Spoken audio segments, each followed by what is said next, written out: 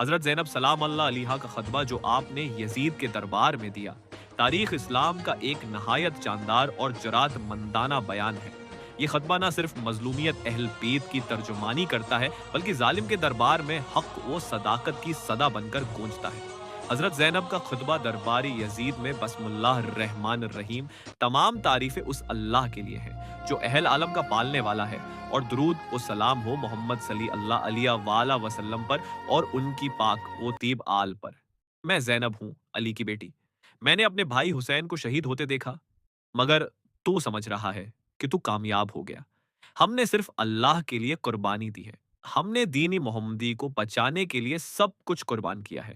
تیرے گمان میں یہ جو سلطنت ہے، یہ عزت ہے، یہ ذلت کا سامان ہے۔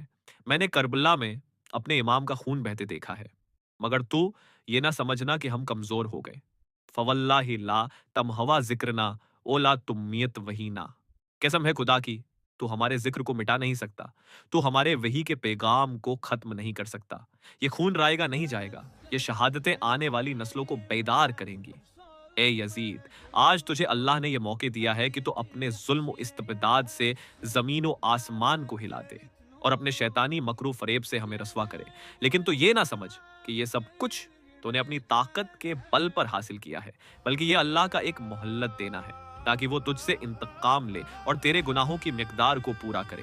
تو اپنی عقل کو دھوکا دے رہا ہے اور یہ گمان کر رہا ہے کہ آج تو جیت گیا اور ہم ہار گئے، تو سمجھتا ہے کہ تیرے لیے یہ فتح ہے، حالانکہ یہ صرف وقت کی آزمائش ہے۔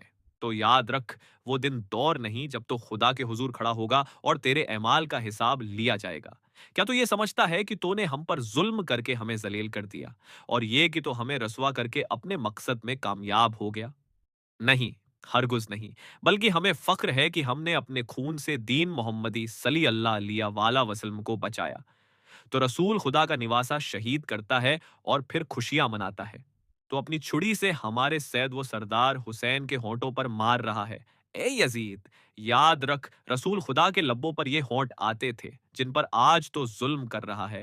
اے یزید، تو نے اپنے غرور میں ہم اہل بیت پر اتنے مظالم کیے، لیکن کیا تو یہ بھول گیا کہ اللہ سبحانہ و تعالی نے فرمایا، اور کافروں کو یہ گمان نہ ہو کہ ہم جو انہیں مہلت دے رہے ہیں یہ ان کے حق میں بہتر ہے، ہم تو صرف انہیں مہلت دے رہے ہیں تاکہ وہ اور گناہ کر لیں، پھر ان کے لیے رسوا کن عذاب ہوگا۔ سورہ آل عمران آیت 178۔ اے دشمنی خدا، اگر آج تجھے خوشی حاصل ہو رہی ہے کہ تو نے ہمیں قید کر دیا ہے، تو جان لے کہ تیرا انجام بہت برا ہے۔ ہم نے وہ قربانی دی ہے جو رہتی دنیا تک یاد رکھی جائے گی، تو سمجھتا ہے کہ تو ہمیں رسوا کرے گا؟ ہرگز نہیں، عزت صرف اللہ کے لیے ہے اور اللہ نے ہمیں عزت بخشی ہے۔